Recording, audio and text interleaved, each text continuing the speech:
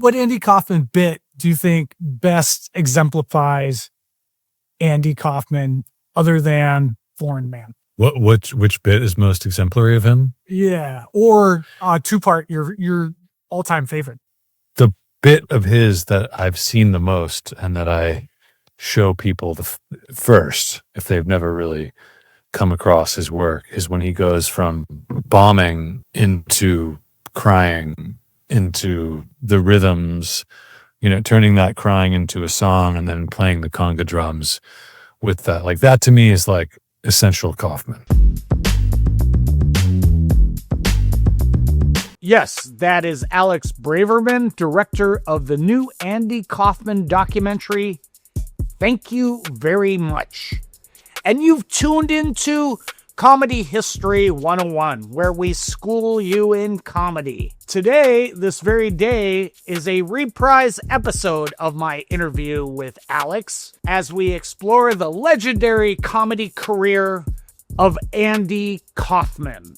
We talk comedy as performance art, wrestling women, and the high art of confusing audiences as we dig through Andy Kaufman's surreal legacy. But before we jump into this reprise episode, a quick plug. On Wednesday, August 13th, 7 p.m. at Fred's Doghouse in Brooklyn, I wrote a play. It's called The Roast of Graham Parsons, a twisted musical dark comedy featuring the music of Graham Parsons, the godfather of alt-rock country, and one of the most gloriously messed up, debauched rock and roll stories of all time. And you can find out about the show and my show dates on my site, harmonleon.com, or on the social medias at harmonleon. Also, take some time to support Comedy History 101. Give us 5 stars on iTunes or Spotify, or post a comment.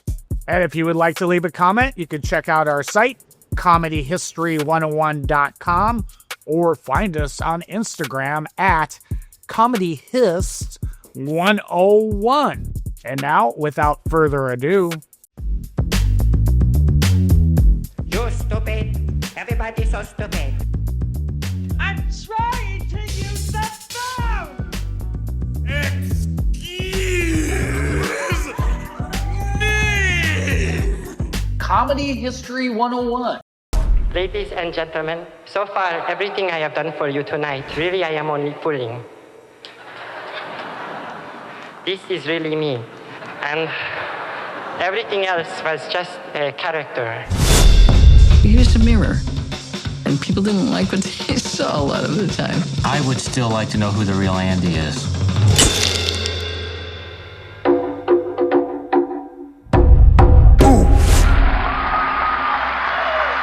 Alex, nice meeting you. I have seen the documentary twice, and for me, any day you get to talk about Andy Kaufman is a good day for me. Me too, for the most part.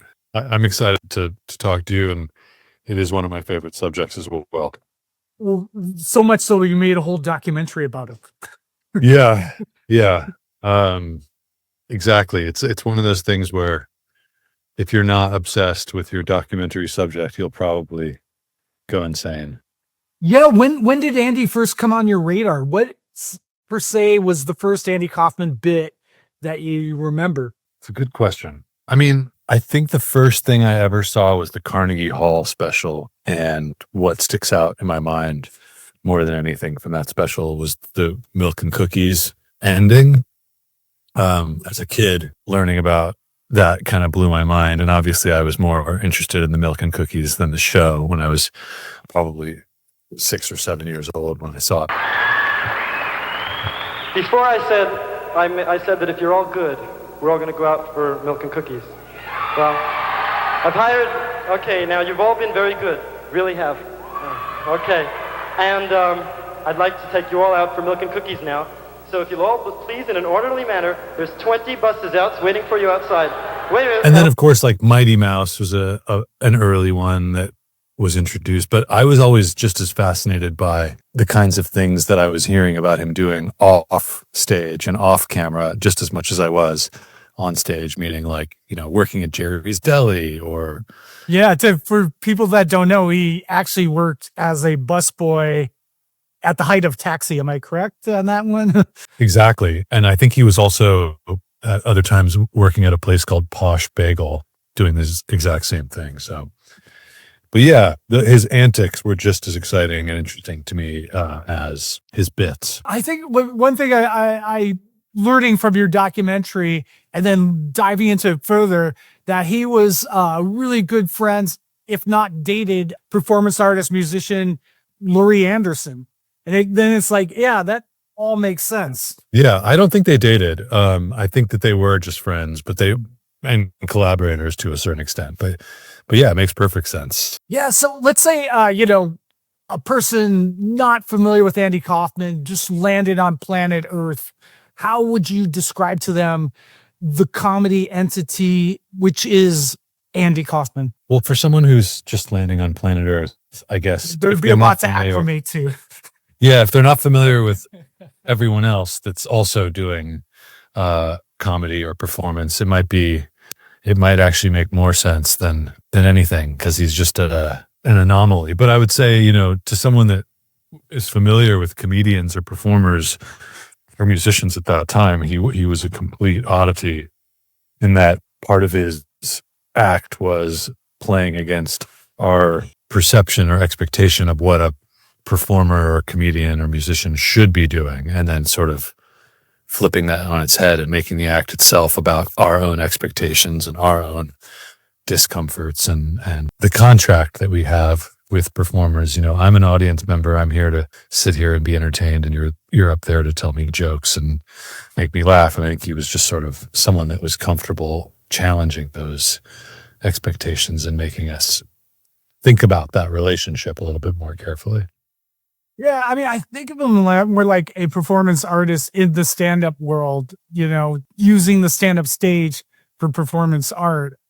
And Yes. Again, it was such kind of a revolutionary time in general for comedy. You had Richard Pryor coming up, Robin Williams, Steve Martin, at his height, and Pee Wee Herman. So, and again, if it's like jazz, it was like kind of in that almost breeding ground of, innovators changing the previous generation's era of comedy. Yeah, I mean, well, all those people that you mentioned are people that, we're talking about them still because they were original and they were doing something a little bit different, or making us think about things in a slightly different way. And of course, Andy's kind of in a league of his own because he was even more out there than others, but all of them are people that sort of change the way that we look at storytelling and humor, and again, the relationship between audience and performer. The word, they were on the vanguard, so to speak. Yeah, and again, Andy beyond obviously loved wrestling. You know what, Mr. Lawler? I've heard all these things you've been saying about me on television. You want to wrestle me? You want to wrestle me, Memphis style? All right, fine. I'm not afraid of you, Mr. Lawler, because let me tell you something. True, I only wrestle women, but I've wrestled women that are a lot bigger and stronger than you. Do you think like wrestling, not so much the wrestling, but the approach of wrestling where you have the face and the heel was sort of always his catalyst? Looking back at his career, knowing that he ultimately spent the latter part of it focusing on wrestling, you start to realize that so much of his career was wrestling, in a sense, whether he's playing the good guy or the bad guy or whatever, but he's trying to get the audience's full attention by essentially putting on a show that makes you wonder, like, is this real or not? Which that's the primary function, if not, the appeal of wrestling, right? Like, you have these characters that are sort of archetypes. One's the good guy, one's the bad guy, and they're going at it, and you kind of don't really know which way it's going to go or what's going to happen. And whether you're rooting for the heel or the baby or not is kind of beside the point. You're just fully enveloped in this story that's taking place in front of you. And so, whether he's Latka or Tony Clifton or Elvis, or the wrestler, like that's to a certain extent what he's doing. He as his friend Bob Pagani puts it in the movie, you're performing for an audience that doesn't know it's watching a show. And again, with Latka or Foreign Man turning into Elvis, that's the villain, the heel, and the face all in one performance. Absolutely. Now, last but not to be the least, I would like to imitate the Elvis Presley.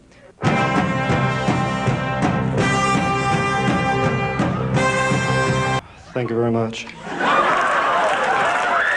It was the wrestling angle. Was that how you got Rick Rubin involved as working with you as executive producer on the documentary? I mean, Rick Rubin is a huge wrestling fanatic, and I know that he at one time owned his own small league. I want to say it was like the Smoky Mountain Wrestling. I'm not sure. I don't know the full name. I have to look it up, but I think he's just a Kaufman fan in general. And that's obviously a huge piece of it, but he is a fan of his work through and through. But to answer to the question of how he became involved, like he's friendly and close with Morgan Neville, who was one of my producers. They worked together on the show about Rick called Shangri-La, which was on Showtime, which is an incredible 4-part series. And that's how they knew each other, and that's how he got involved. And one thing, what did you learn about Andy that you didn't know before coming into this project? Well, I always knew he was a big meditator, but I didn't realize that he was a TM teacher until getting involved in this and sort of talking to the people that he was close with in that community. I'm trying to think what else. It's hard for me to separate my knowledge of him now with before, since I've just been, living and breathing this for 8.5 years straight. So I don't remember. Oh, wow. So this was an 8.5 year production? Like, it's from start to finish. Yeah. wow. From the moment I had the idea to the moment it being released in theaters is 8.5 years. Tell us about that journey. And then I have a couple questions about his TM experience. 8.5 years ago is when is when it occurred to me that this hadn't been done. And it took a little bit of time to find Bob and Lynn and get in touch with them and arrange for an interview with them. That's how I started. So that was in October 2016. That's when I started having this idea. May 2017 is when I shot those interviews with the two of them that are in the movie. And then, from there, the process was basically taking what material was out there that I could find and cutting something together with that material and those interviews to put together like a trailer, like a teaser to try to raise money.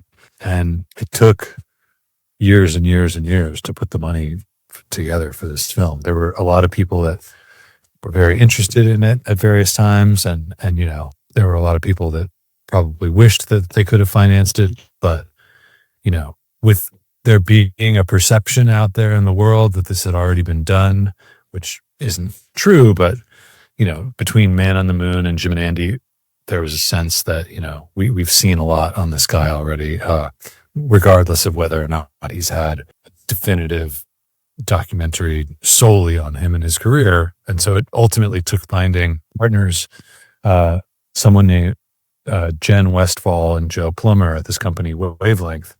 They were the first ones to sort of look at the creative, look at the fact that I had put together this team that included Safdie brothers, and understand that this had value, artistically and commercially. And they're the ones that ultimately, in 2021 or 22, they're the ones that actually stepped up to the plate and financed the film. And so from basically the beginning of 2022 until the end of the summer of 2023, that was production and post-production. So that's when all the interviews or the additional interviews and editing took place, as well as going through the bulk of the archive So once we had the money, it was sort of off to the races, but it just took a long time to raise the money. And was there an archive footage that you haven't seen before that blew your mind that's in the documentary? Yeah, I mean, like some of the stuff that you see in the very open of the film, like black and white home video footage, that was stuff that was shot by one of Andy's roommates in the 70s. That's just really, candid, not rehearsed, just him hanging out at home and sort of being playful. A lot of the backstage footage with him and Bob Zamuda, some of the footage of Tony Clifton I hadn't seen before giving interviews. Let me get right to it now. When I first became aware of you, you seemed to actually come out of nowhere. You were working with Andy Kaufman, the talented comedian and actor. Well, I don't know about and talented. There was some discussion at that time that you, in fact, were Andy Kaufman, and that there is no Tony Clifton. Well, I don't know anything about that. I'm not talking about Kaufman's been using my name to get places. And then, of course, there were interviews that we came across that Bob and Lynn had conducted with people like George Shapiro and Andy's father, that those are very powerful as well. And those are things I hadn't seen. Yeah, that story about his grandfather is just heartbreaking. Just in brief, it was like they didn't tell his grandfather passed away.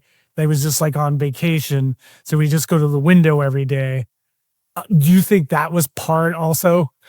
Well, obviously you're some of your parts, but of his comedy. Yeah. I mean, it's not a unique experience to lose a grandparent.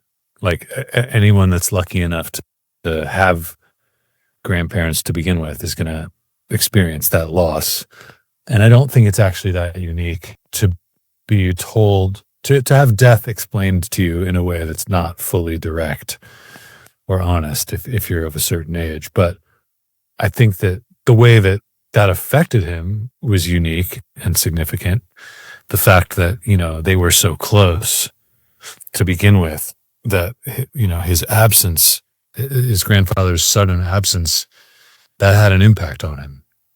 And I don't think it was some great trauma that ruined him or anything, but I think when he learned about death later on, and he learned that he had been living in a fantasy world where his grandfather was still alive, only to later learn that wasn't true. I think, later in life, he took that lesson with him and was able to create worlds for people where they were able to believe certain things without them being true or not. And it was a powerful lesson. So I definitely don't want to give the impression that I think that this was like a horrible trauma that like ruined him forever, but I think it's an idea that he carried with him that carries some significance with it along the way. You're stupid. Everybody's so stupid. And with the TM, like his meditation, which I didn't really know about before watching the documentary, it just sort of makes sense when you see him like fully commit to eating ice cream on stage and being in that moment, or just his commitment to character and not breaking, say if he's reading Great Gatsby. So anyway, it's called The Great Gatsby. It's by F. Scott Fitzgerald. And here it is. Chapter 1. One of his long burn bits where, like, say he's in a sleeping bag for an extended period of time. To me, that just connected the dots between TM being immersed in the moment and not breaking, and those bits. Yeah, I mean, they're both like his commitment to TM and his experimentation with time. Like that, there's absolutely a strong connection there of like going deep, being in the present, like really feeling that like razor's edge of time. Like, and I think the effect that he had on the audience when he was doing that stuff, it's almost like the less he's doing, the more attention he has on him, and so it's hard to talk about the connection between these two things. But once you realize how committed he was to this practice of meditation every day, like the more his act starts to make sense to me in a certain way. Like he's drawing you in, and like all of your other distractions are sort of fading away, and you're just solely focused on what is he doing? why is he doing it? And there's a sense of like hypnosis or enchantment that comes with that. There's like a misnomer that, or maybe not a misnomer, that he wanted the audience not to enjoy his performance. But then I saw like this clip from like backstage at the Catskills where they hated him. He was like distraught like any comedian. You know, it's the first time that's happened to me in years, and I think that's just downright rude. Those people were so rude out there. And so anyway, I went on and I did what I was going to do anyway.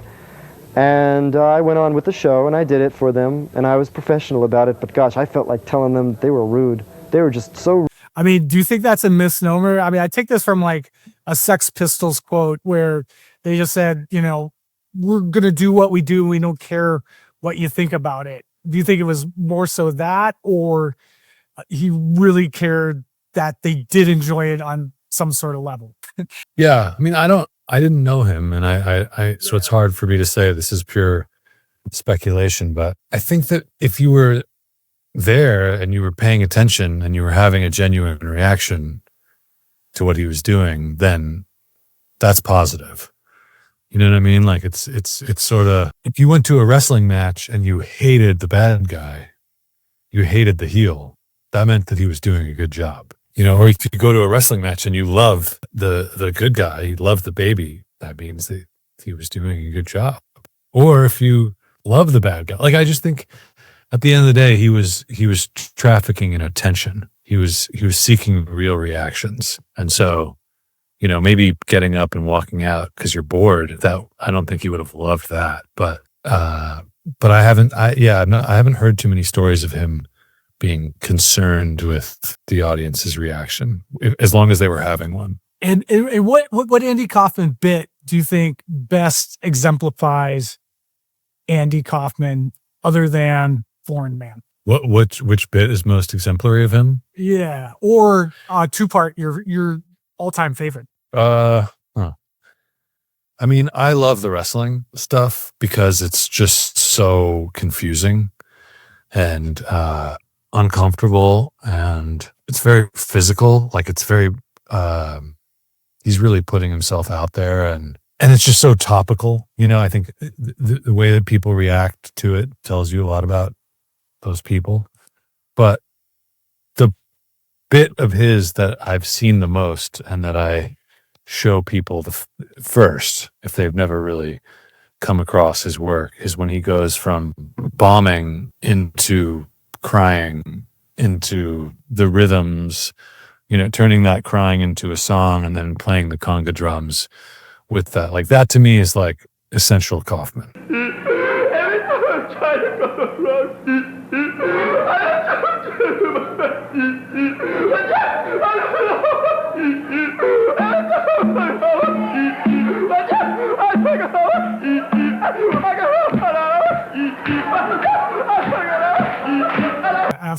Absolutely.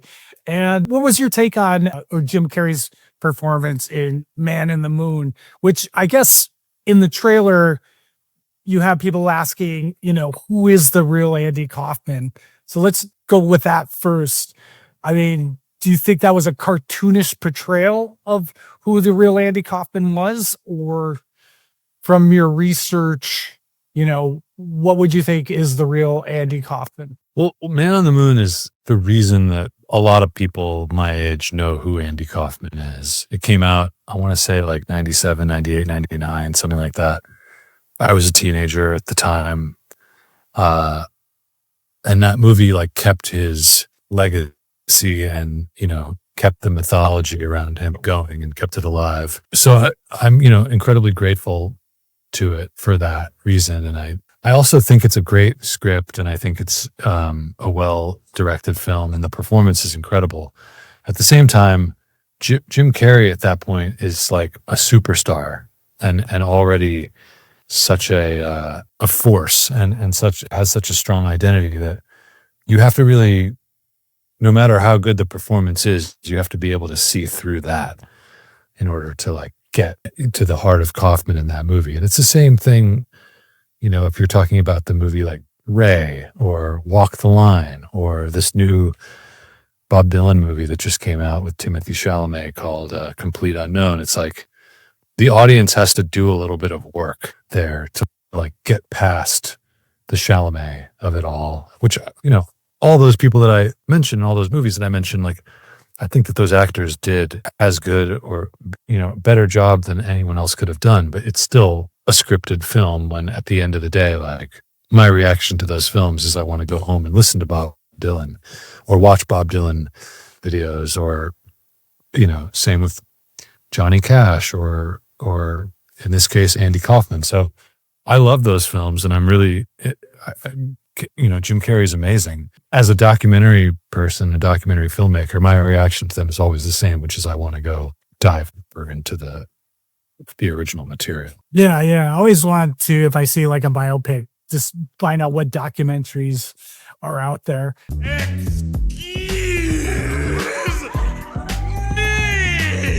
Just a few last questions here. What do you think Andy Kaufman would think of Thank You Very Much?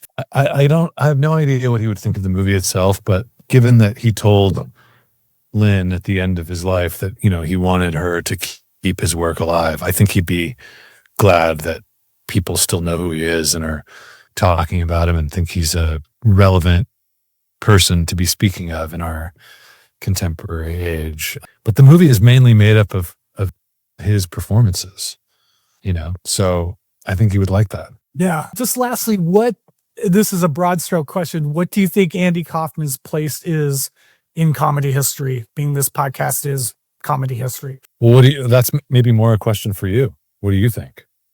I think he was a game changer. He brought performance art into the stand-up world, and he changed our perceptions, and it's always about deconstructing comedy. And he was the first one to be in a quote unquote anti-comedy that begot, you know, more contemporary comedians like your Neil Hamburgers and whatnot. And plus it's just so enjoyable to watch. Like there was this clip I only recently discovered where he's on Letterman's daytime show. I think you saw just like a glimpse of it in the documentary, where he has like a runny nose and he has nothing to plug and he's all sweaty. And then he just starts panhandling in the audience. And again, it's like what you were saying, is just flipping the expectations on people's heads of what a celebrity is or a comedian or a person on stage should or shouldn't be doing. That's just my take. Yeah. Well, I couldn't have said it better than that. I think he's someone that opened up our idea of what can be done on stage and off stage. Exactly. And lastly, what are you working on next? What are you following up Andy with? I don't know yet. I'm still focused on promoting this and getting people to watch it. And I have some ideas for things, none of which are comedy related, I'm sad to report. But yeah, still too soon to say, as annoying of an answer as that is. No, that's all right. But tell us where people can find the documentary. I know it's showing here in New York. We're about elsewhere and whatnot.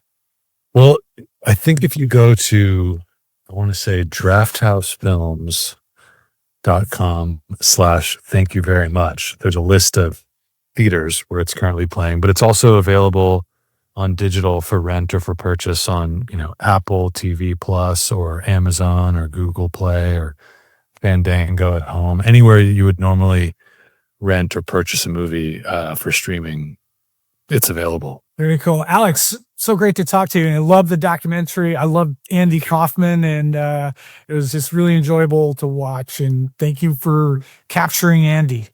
Well, man, thank you. I really appreciate it. Thanks so much. All right. Take care. Bye. Bye. And that wraps up today's reprise episode on Thank You Very Much with director Alex Braverman. The quick plug, August 13th, 7 p.m. at Fred's Doghouse. Come out and see my play, The Roast of Graham Parsons. And you can find out all about my show dates on my site, harmonleon.com, or on the social medias at harmonleon. And remember, show Comedy History 101 some love. Give us 5 stars on iTunes, no less than 5 stars. and on Spotify, or comments on our site, comedyhistory101.com, or on Instagram at comedyhist101. Such as this comment we got from Carol on the history of Here Comes the Judge, comedy's first meme. Carol writes, very informative. We can all understand why everyone has a different memory of that song. And very cool are those of us who remember that. Stay cool, rock on. You have a helpful podcast. Information never goes away. It just gets more interesting. Harmon, you are a great source of knowledge. I am impressed, and I learned more about the old phrase than I knew before. And thank you, Carol, for that nice comment. And until next time, bye-bye. You're stupid. Everybody's so stupid. I'm trying to use the phone! Excuse me! Comedy History 101.